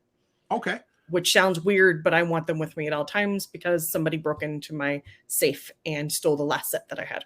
Okay. Any insurance papers that you should have, or at least so one thing that I've done. I'm like, oh, that stuff's online. Do I really need that in paper? Not necessarily. No. No, but just know where you can find it quickly if you ever needed to, or know how to access it, right? Because I get them to email me a PDF, so I know it's in my file folder somewhere. I could find it, but I have Allstate for home and auto, and they have all of the policies and stuff already in the app. So anytime I need to get them, I can get them. That's good, really good. It's cool, yeah. I would probably say, Byron says take some pictures of things. So, good idea. So what Becky and I do, we every 3 years, we probably should do it more often. We have on a Google Drive that's password protected. We take pictures of everybody in the family, all the animals, all our prescriptions, registrations for vehicles, insurance papers, all your documents, cards, things like, if everybody got a hold of it, of course they could do something with it. But to me, it's saved my bacon at least twice over the last 3 years by having them. So I put them all in. I just password protect them on a Google Drive document. I don't name it like, Tim's credit card numbers or anything like that, but it's there. I know where to find it very easily. And the most recent time it saved me was when we were flying a year and a half ago. And it was like a 25-minute walk from where I parked to where I had to go get my nose swabbed for COVID. And when I got there, I didn't have my ID with me. Oops. They were willing to take a picture of my passport off of my phone. It was nice that they could, but on multiple occasions, things like if I need a VIN number for a vehicle, that it's good to have, right? So, but that's all. You're doing great. And you got a plan and you're ready to leave on a fairly short notice if you need to. For those things, yeah. And then there's the other stuff. And I'm like, what do I get first? Is it, power first? Do I bring anything for power? Or am I packing clothes and meds first? What's, if I've got this whole list of things to do, what's the top priority? If it were me, I keep a 5-day supply of my meds, a pair of underwear and socks in a little package in the truck, and some toiletries. So we always say, like, we have that. If you've ever seen the grab and go bag that we take with us to hotels and stuff. Yes. We have like a mini version of that stays in the floor of the truck. It's not much, but it would get us by at a gas station shower for 5 days if we had to. And I kind of figure 5 days, I could probably, if I had to leave the house, I could probably get my prescriptions by then if I had to. Okay. But no, you're doing great. It's like me telling Becky, don't be anxious, don't be overwhelmed. Well, of course you're going to be, but you're still going to do the right thing. You're doing great. You're prepared. You've already talked it through. You've done the mental exercises. And unfortunately, you're dealing with a doggo right now, so. Well, and then this one who thinks every time I'm on Zoom of any sort, I'm talking to her. Well, yes, it's more that dogs think you're not talking to them and it pisses them off, right? Hey, Mom, pay attention, so. But you're doing great. You are. And so are you all done your school? I should ask that. Yeah, school's done. Yeah. Okay. And actually, so I got a free tuition through my union benefit. Nice. Yep. And the Department of Education with the U.S. Department of Education is canceling those. Oh, but you're good. But because I was enrolled, they let me finish. But apparently this fall semester that's starting was the last one that people were going to be able to do. Otherwise, they would have to start paying. And I'm so glad that I doubled down on my classes to get done. Proud of you. See, I was prepping. I saw it coming. So how can people follow up with you, Tori? So I have a podcast called The Wandering Ma. And so that's everywhere. It's on Fountain, it's on iTunes, it's on Spotify, Stitcher. And I have a website called thewanderingma.com, but you guys can find me on Instagram at Tori the Wandering Ma if you just want to chit chat and stuff like that. Excellent. Well, thank you for dropping in. Give your kids a big hug for me and stay safe. Keep us in. I love the Telegram group. So, don't worry about us, but when you're ready to fill us in, let us know if you have to go anywhere. So I will. I don't think so. The cold weather and the rain that's coming. Yeah. I think we're going to be okay. We're going to knock on wood quietly so my dogs don't go crazy again. So you're go. Doing good. I'm proud of you. Thank you, sir. You're welcome. Have a great night. Thanks. You too. Bye. All right, guys. I don't know if you're ready for the next guest, but east of the Rockies, you're on the air. Could you turn your radio down, sir? Turn your radio down. You're going to need to speak up and sit closer to the phone. What? Can you hear me? Am I live? Sir, this is not the radio. What are you calling for? So, how are you, Kyle? I'm doing good. How are you? Not bad. I see you're kicking ass on TikTok lately. I'm trying. You're doing really good. I've seen anyway, every time your video comes up, it has catchy music or, and that's all I'm trying to do. Your boxer shorts or something. I don't know what you're doing. So, yeah, I'm taking advantage of all of the baby pigs I have. That's what I'm doing. Yeah, I'm taking advantage of them while they're still really cute. Little bacon. Yeah. Right. You're doing really good, man. Just keep it up. Cause whenever your stuff comes on, it catches my eye. You're grabbing hold of the trends and you're doing what you need to do. So yeah, that cow one, I loved that cow one hanging from the tractor. And it was really a test for me because like with all of my content, like if I don't play it right, it's gone immediately because it's violent, like blood and stuff like that. And so I've been trying to like do black and white filters on everything because I've heard that sure, AI or whatever algorithm sees the red and immediately just boots it. Right, because they probably think it's, like stuff you used to get on Reddit, right? And it gets pulled down for animal abuse and stuff like that. And so my favorite comment was the woman going, "Why? Just why?" But then I had a follow-up to that where it was a dude just like, "You need to tell me how and why this happened." And like, I understand animals dying in the field, but like this, that, and the other thing. And I was like, if you took a second and a half to look at my name before you commented, you'd be a pretty good idea of why this cow's dead and hanging from a tractor. Like, so as soon as I seen it, I assumed you dispatched it in the field and then took it somewhere to handle it. Is that what happened, or did something different? Yeah. No, so I assumed correctly. Okay. Yeah. No, if the TikTok directly before that one was, I don't even remember what the thing was, but it was like the cow, and then it was the cow hanging from the tractor, like after the fact. So it's like, it's a pretty good idea of what happened to this cow if you just scroll back one. I have 100% given up on, how do I want to put this? So, okay, TikTok, everything I put out 60 seconds or less, because that way it fits on all the platforms. And you can, it's a lot of work to put together a coherent video that's 60 seconds long. I'm using AI right now and it seems to be working pretty good for it. I'm happy. I don't care. But the thing is, it doesn't matter if it's coherent or not. People take it the wrong way. Absolutely. And even if they're 100% wrong, they'll still tell you they're right. So I just, you know what? I've come to the realization, the thing that John Willis told me, he said, if people are arguing on your video, that's good for you because it's giving you traction. Just ignore the assholes. And I thought about it for like, it happened like right as I was leaving for the grocery store, and I'm looking at it and I'm like in the truck with the kids, just like thinking about what I'm going to comment back to them. And I'm like, why? There's how many millions of people on this app? Obviously, this isn't going to hit right for somebody. Like somebody's not going to enjoy this, but a bunch of other people are. The cool thing is the people that don't like it, you didn't make it for them. Right. So, exactly. And that's basically what I thought it was freaking hysterical, especially like putting like the sparkly filter on it and like just like a romantic song to it because it's funny as shit. But and it was catchy. I mean, sure, I get it. All right, if you're not into that sort of thing, well, you know what? There's a swipe right or a swipe up or a swipe. Not it's right. One motion. It's literally that's it. That's it. It takes less work to go like this than it does to go. Yeah. Literally, when you started live tonight, I was going through last night's podcast, editing out clips to do it. And then I was doing that for about an hour and a half. And then you popped on and I'm like, I'm done.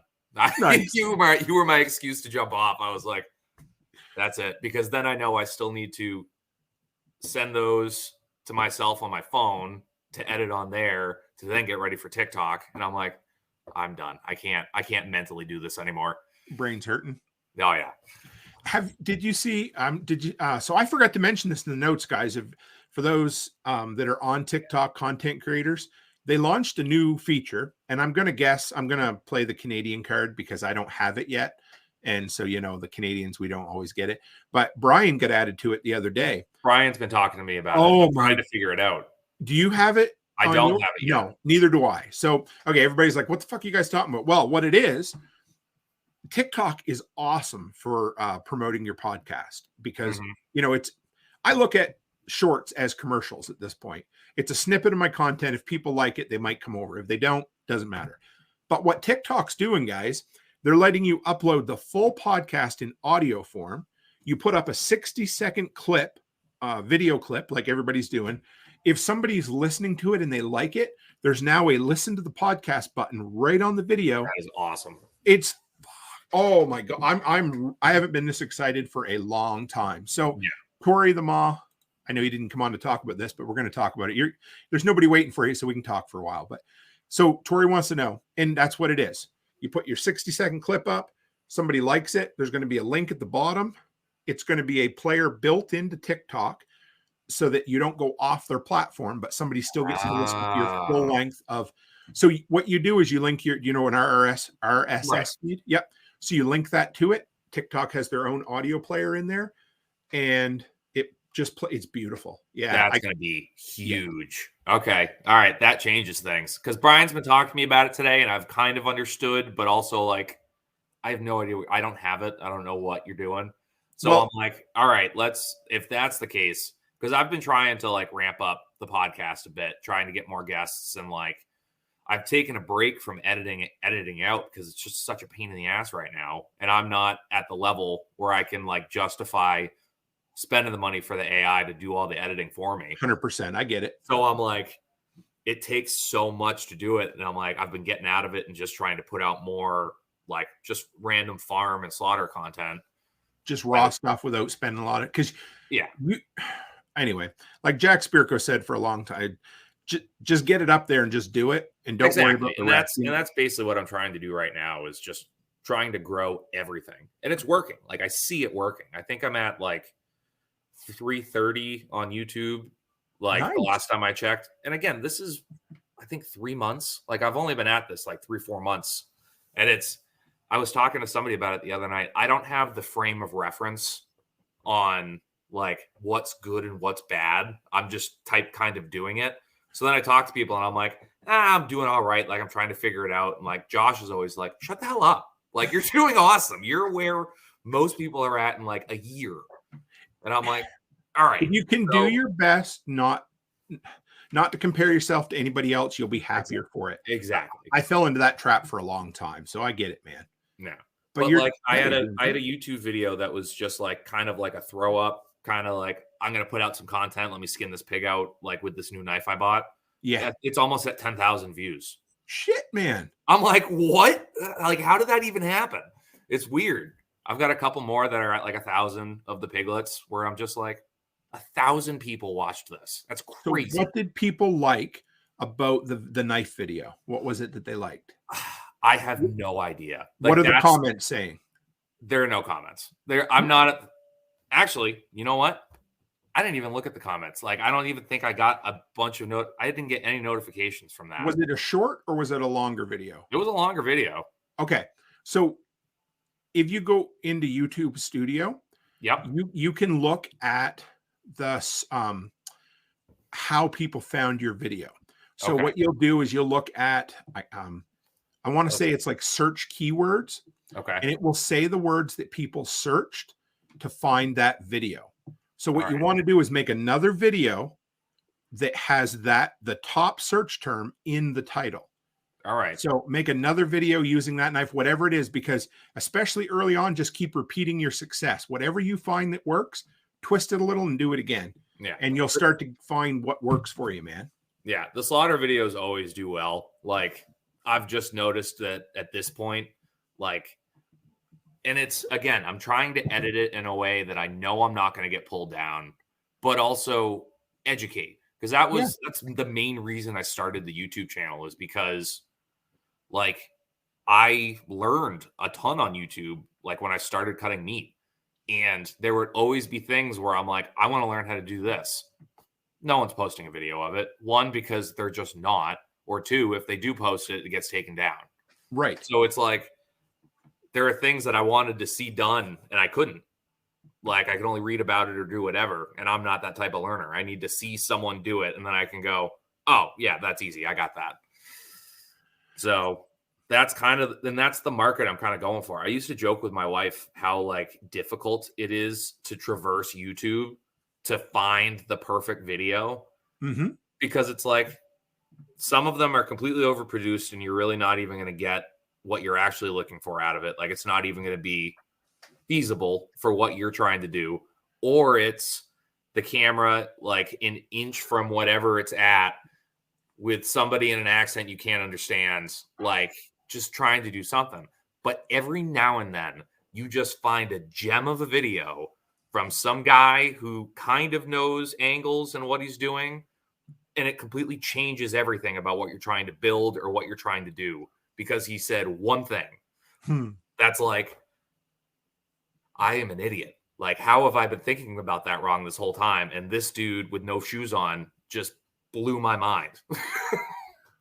So another tip, when you find one of those videos, and you probably do this unconsciously anyway, but this is for everybody else out there too. When you find one of those videos that just clicks for you, that two things. Number one, it's an effective video, but typically the people who are going to watch your stuff are basically another Kyle. You know what I mean? Right. Like, and it's the same with me. That's a terrifying thought.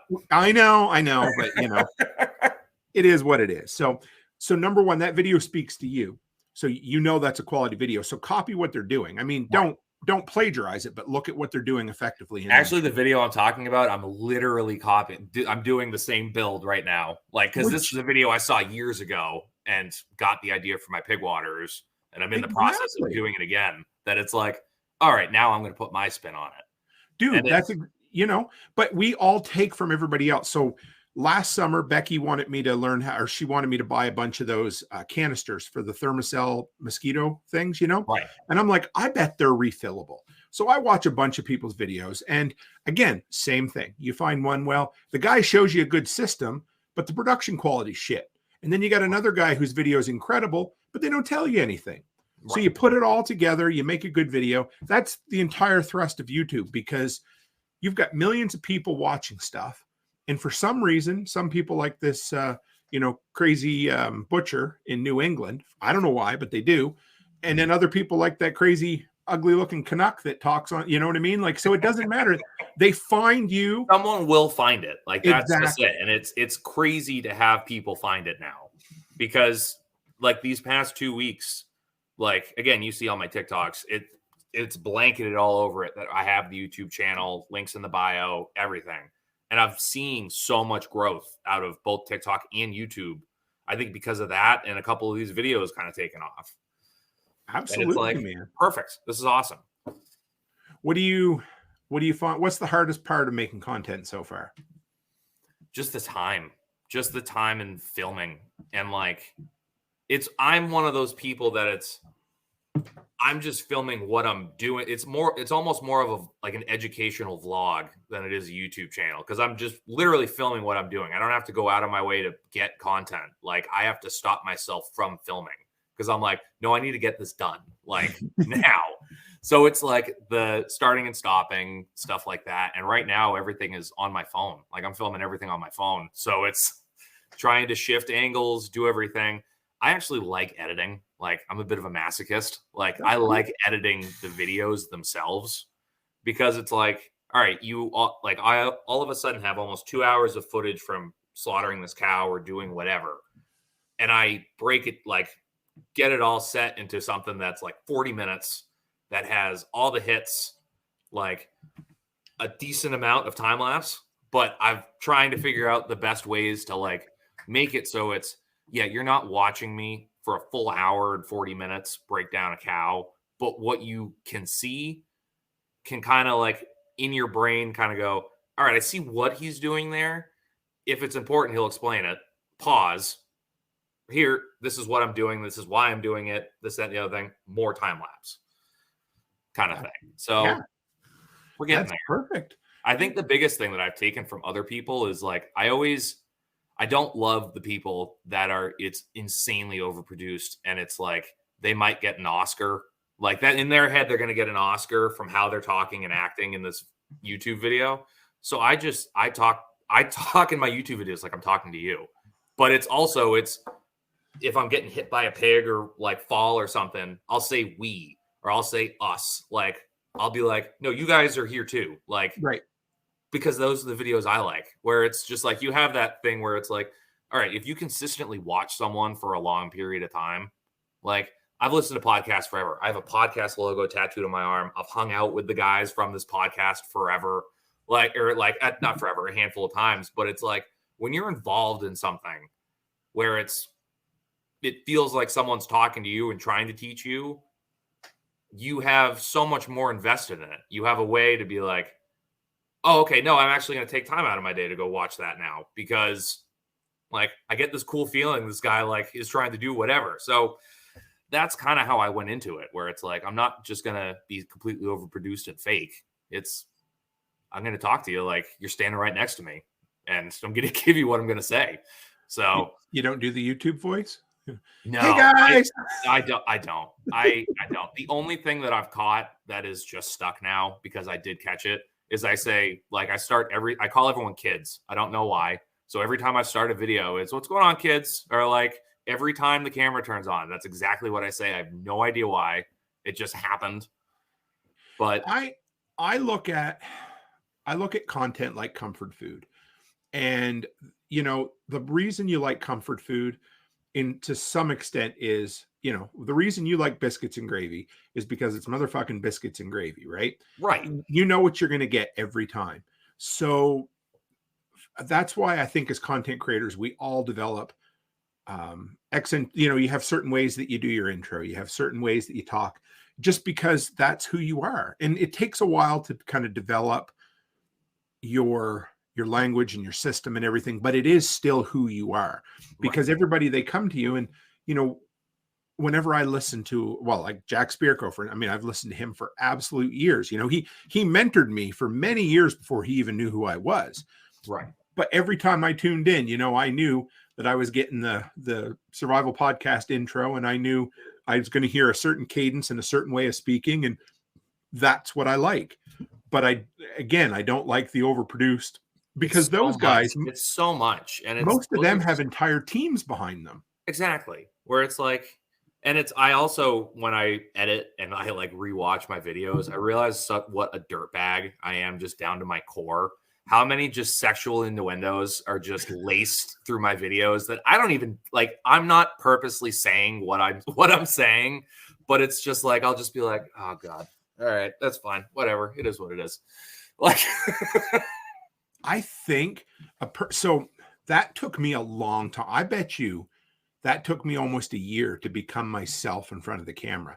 I did tons of public speaking over the years, but I think you're really excelling at that. Yeah, I've never done any public speaking. I'm like actually pretty bad at it.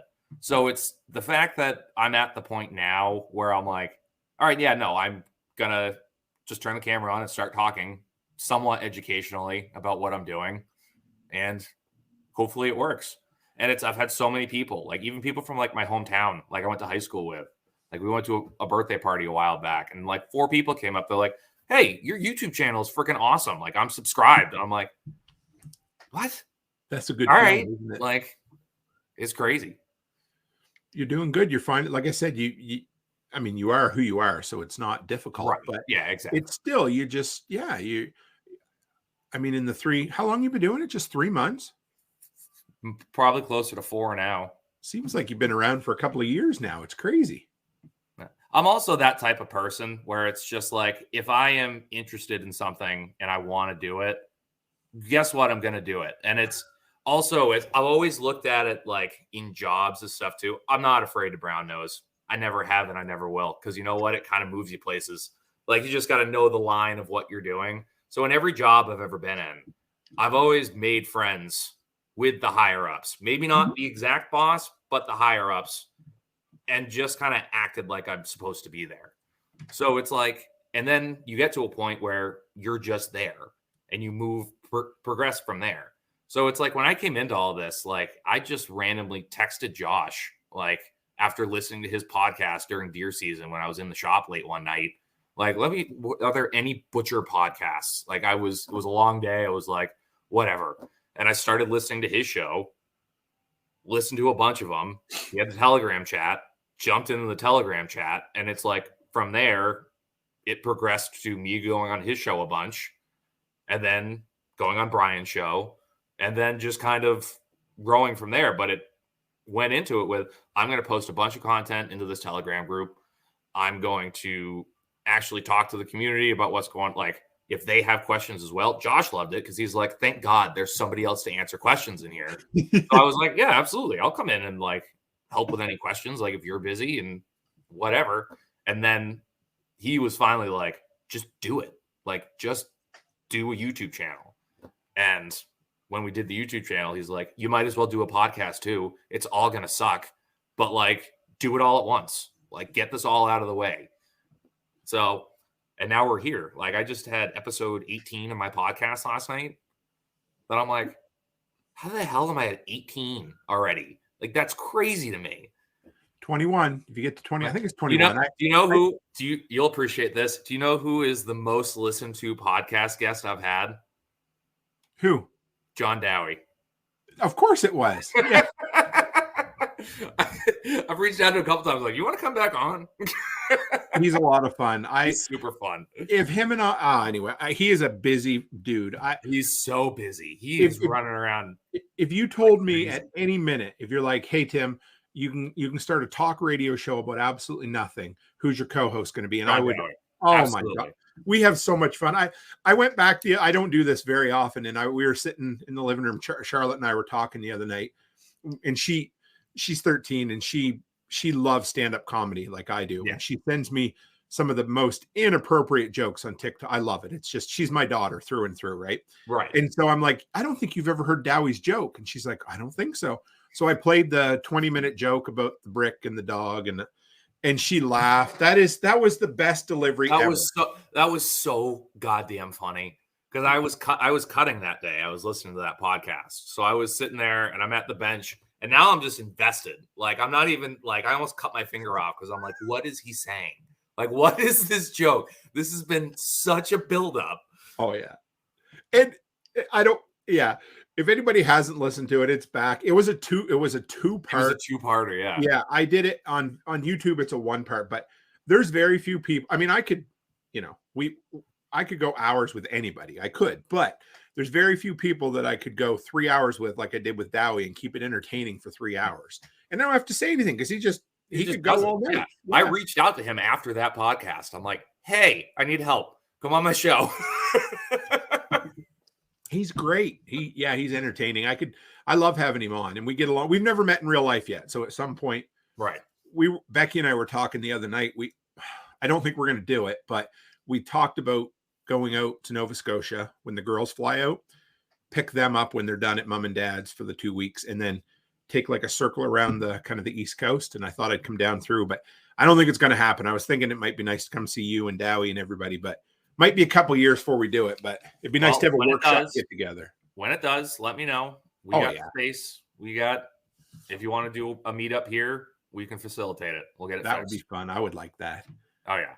We've got 9 acres that people can camp in. Lots of places to bury bodies. Oh, did I say that out loud? Yeah, no. So what do you got coming up there, Kyle? What are your goals for, let's see. Okay. We're going to be 1st of September before too long. So what would you like to see before 2024 rolls around? Just to survive. I did my booking today for like the rest of the year for appointments. And I think what I booked today, I booked 17 pigs and 5 more cows on top of my already mostly full cow schedule and 2 weeks off for deer season. So you're going to go hunt, are you? No. That's working for deer season. I'm going to try. I'm going to try. Deer season is somewhat nice. The first 2 days, I don't have any drop-offs until like 10 to 11 because I'm going to put my couple days in of like, I'm going to get up at 4, get out there, see what I can do. Because for here, the hunting season it's not awesome deer hunting up here, but it's the first 2 days is either buck or doe. So I hit it hard of just like whatever I can get. I've never shot a deer and I've cut up, I don't even know how many at this point. So I'm like, I'm owed one right now. Your country is very much like my country where I grew up. I mean, we're not that far from one another, and so I mean, it's thick woods and sparse deer. Is that the idea? Like Pretty not much. Yeah. So I've got 100-yard shots. I've got them on camera. Oh yeah, you're not shooting 100 yards anywhere, right? Unless you're jumping out of your car and running over to that field, you're not shooting 100 yards anywhere. So everybody jokes, my dad hunted with a 30-30 his whole life. And they're like, well, out here on the prairies, like that thing can't get up and go anywhere. And I'm like, you don't need to. I mean, 50 yards most times in the woods is the most you'd get. I mean, Jesus, I'm running a 30-06 right now.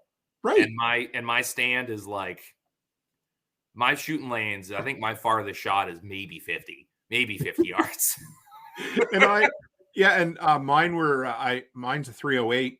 And, with a nice scope on it and everything. And the two I shot were over 200 yards. And that was, I mean, I know people that have shot over 400, no problem.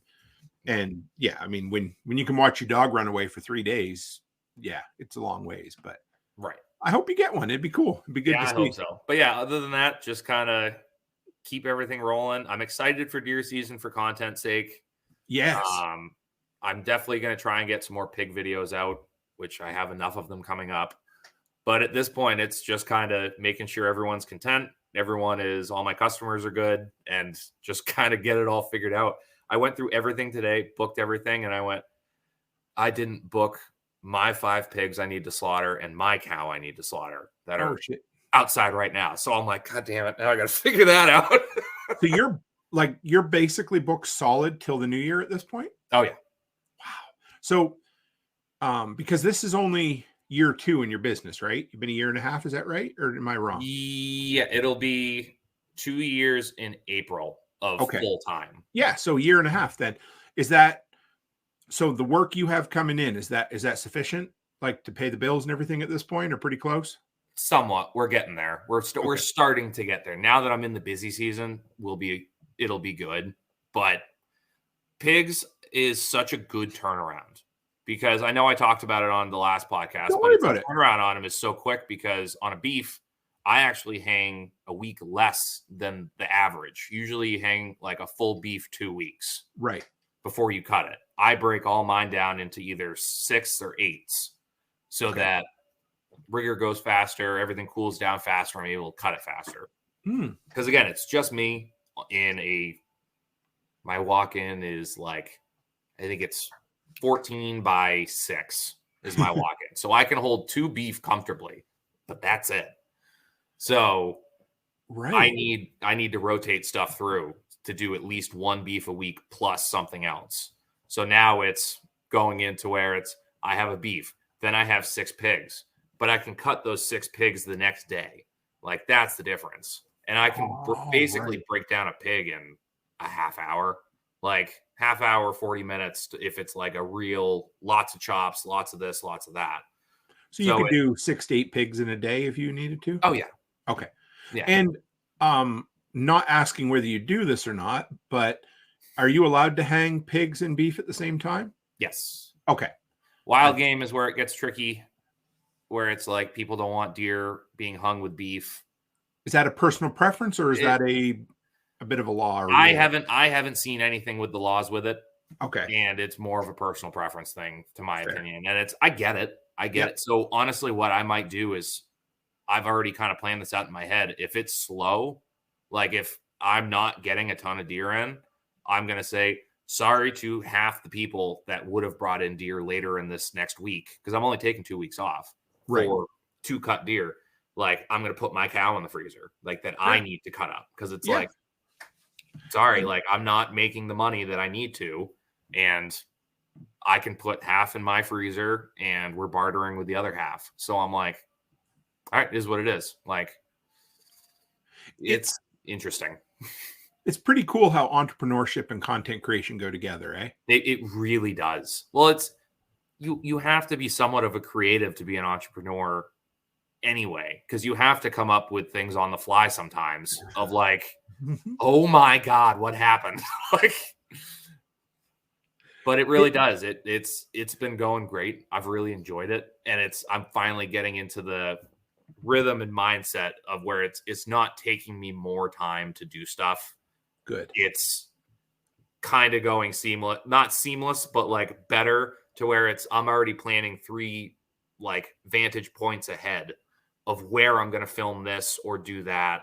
And it's like, now that I'm on TikTok, I am like I don't even know. I was going to say a word that would probably not be good for YouTube, but I'm just one of those reference people. So it's like, I can basically recite the movie The Departed to you in full. But like, I have that with every movie. I'm also that person where I'll watch a movie and go, oh, that guy was in something. Hold on, go on IMDb and go, nope, I knew him from that, or I'll just list it off. Mm-hmm. So especially when it's getting into like different movie references or songs or stuff like that for TikToks and like funny videos, I'm like, oh, this just weird math happens in my head and funny TikToks come out somehow. I don't know. I like it. Yeah, we should do this winter. I know you'll be busy, but we should do a couple of I've been thinking about doing some old like post-apocalyptic movies and just do like I don't know, are you old enough to remember Mystery Science Theater 3000? Mm-mm. No, I kind of figured. I'll watch it. Yeah, so it was a TV show that played on like local access cable in the States, and then it got picked up eventually. And Netflix just did a new season a couple years ago, but they would basically take old movies that were public domain. And so they would project it, and then they would have like a little cutout, and it was like 2 robots and a man that would sit there and make fun of the movie for the whole time. So anyway, it would be fun to do something like that once or twice in the wintertime.